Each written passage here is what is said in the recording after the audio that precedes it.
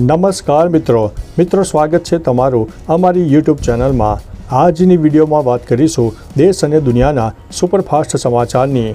સૌપ્રથમ વાત કરીએ તો એન્કાઉન્ટરમાં 3 આતંકીઓને ઠાર કરવામાં આવ્યા છે। જમ્મુ કાશ્મીરના ડોડામાં સેનાના એન્કાઉન્ટરમાં 3 આતંકીઓને ઠાર કરાયા છે।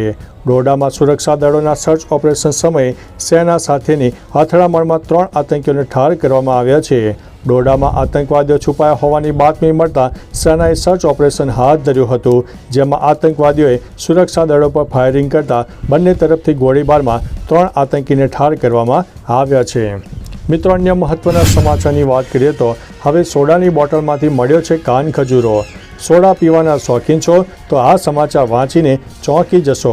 આજકાલ ખાણીપીણીની વસ્તુઓમાં જીવજંતુઓ નીકળવાના કિસ્સાઓ સામે આવી રહ્યા છે। અમદાવાદના સરખેજમાં એક યુવકને સોડા પીવામાં કડવો અનુભવ થયો છે। સોડાની બોટલમાં કાન ખજૂરો નીકળ્યો હોવાની વિડીયો હવે વાયરલ થઈ રહી છે। ફરાળી સોડા નામની બોટલ ખરીદી હતી, જેમાં યુવકને કડવો અનુભવ થયો હતો। સોડા પીધા બાદ તેને ઉલટી થઈ હતી અને યુવકને હોસ્પિટલ લઈ જવાયો છે। અમદાવાદ મ્યુનિસિપલ કોર્પોરેશનમાં તેના અંગે ફરિયાદ પણ કરવામાં આવી છે।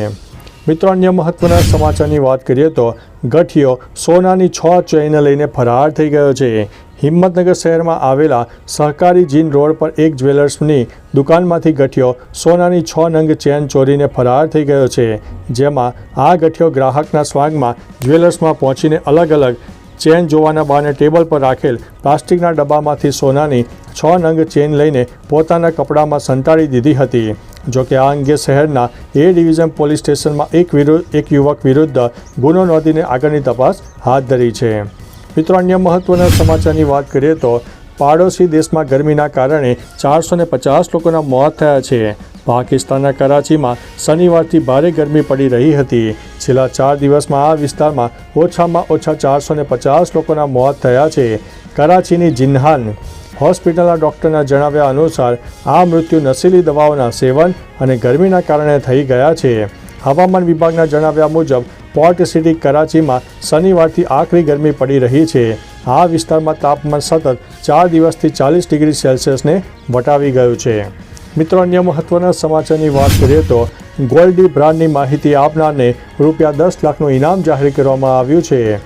NIA ચંદીગઢમાં ખંડણી અને ગોળીબારના કેસમાં ભાગેડુ ગેંગસ્ટર અને આતંકવાદી ગોલ્ડી બ્રાર અને તેના સહયોગી પર ઇનામની જાહેરાત કરી છે। NIA વોન્ટેડ આતંકવાદી ગોલ્ડી બ્રાર અને અન્ય ગેંગસ્ટરની માહિતી આપનારને પ્રત્યેકને ₹10 લાખ ઇનામની જાહેરાત કરી છે। ગોલ્ડી બ્રાર અને તેના સહયોગી ગેંગસ્ટર ચંદીગઢમાં એક વેપારીના ઘરે છેડતી અને ફાયરિંગના કેસમાં વોન્ટેડ છે। મિત્રો, અન્ય મહત્વના સમાચારની વાત કરીએ તો 7 ડિગ્રી સુધી વધી શકે છે ધરતીનું તાપમાન। વૈજ્ઞાનિકોએ જે ચેતવણી આપી છે કે હજુ 7 ડિગ્રી સુધી ધરતીનું તાપમાન વધી શકે છે। CO2નું પ્રમાણ બમણું હોવાથી પૃથ્વીના તાપમાનમાં છેલ્લા કેટલાક અનુમાનો કરતાં ઘણો વધારો થઈ શકે છે। સ્ટડીના લીડ ઓથર કેટલિન વિટકોસ્કીએ કહ્યું છે કે વર્તમાન અનુમાનો અને તેમના રિસર્ચના પરિણામોમાં જમીન આસમાનનું અંતર છે। વૈજ્ઞાનિકોએ પ્રશાંત મહાસાગરની સપાટી પર રહેલા 45 વર્ષ જૂના ડ્રીલ કોનનો ઉપયોગ કર્યો છે। મિત્રો, અન્ય મહત્વના સમાચારની વાત કરીએ તો 29 જૂનથી શરૂ થશે બાબા બર્ફાનીની યાત્રા। જાણો શું છે સુવિધાઓ।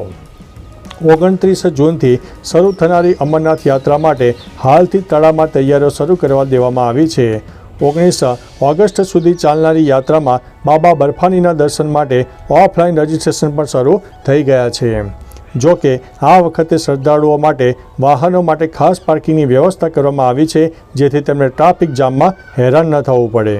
મિત્રો, અન્ય મહત્વના સમાચારની વાત કરીએ તો ઇસરો SpaceXના ફાલ્કન 9 રોકેટથી સેટેલાઇટ લોન્ચ કરશે। ભારતીય અવકાશ એજન્સી ઇસરો પહેલીવાર એલોન મસ્કની કંપની SpaceXના ફાલ્કન 9 રોકેટની મદદથી સેટેલાઇટ લોન્ચ કરશે। ઓગસ્ટમાં લોન્ચ થનારા આ સેટેલાઇટનું નામ GSAT-20 છે।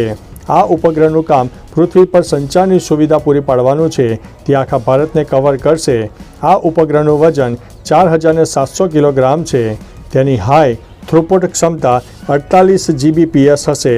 તેમાં 32 સ્પોટ બીમ પણ આવેલા છે। મિત્રો, અન્ય મહત્વના સમાચારની વાત કરીએ તો સોનાક્ષી સિન્હાએ ઇકબાલને આપી છે મોંઘીદાટ ગિફ્ટ।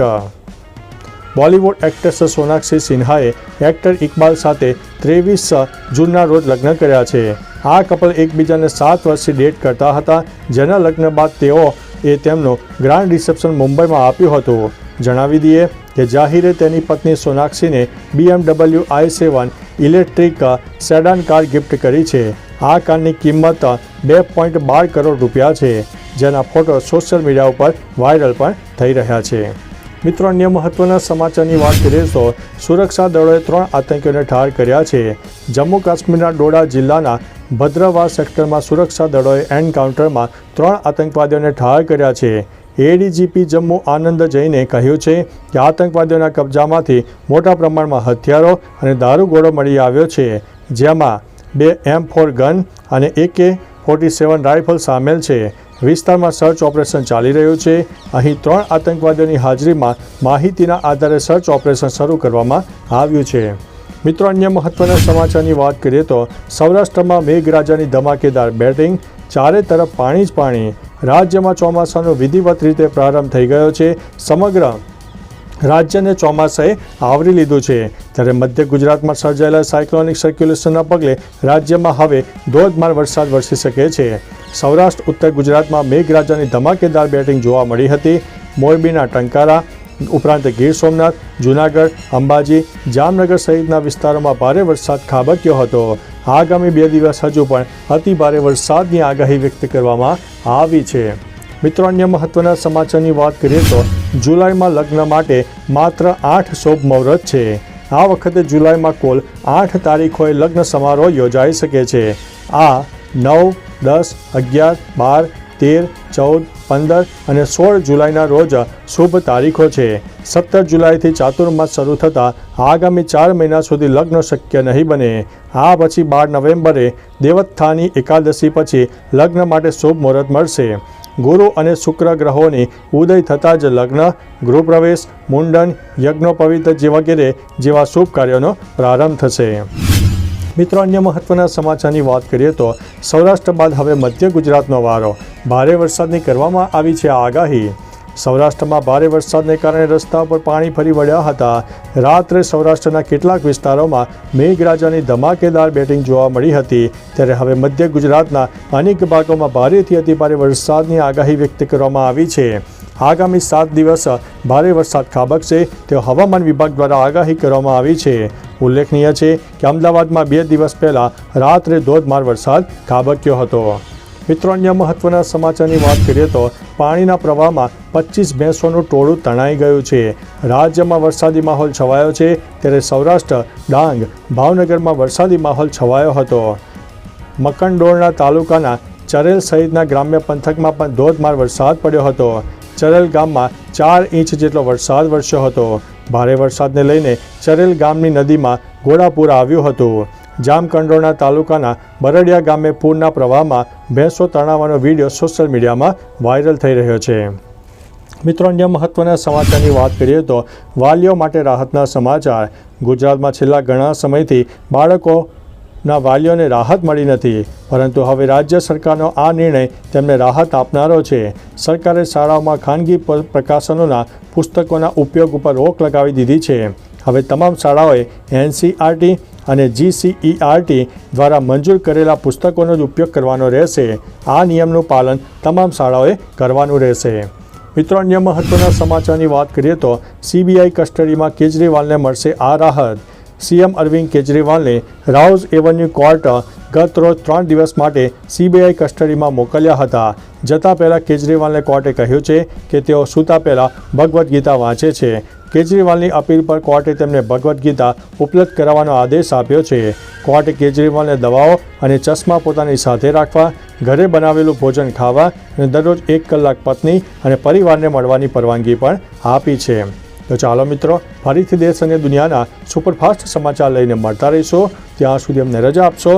નમસ્તે.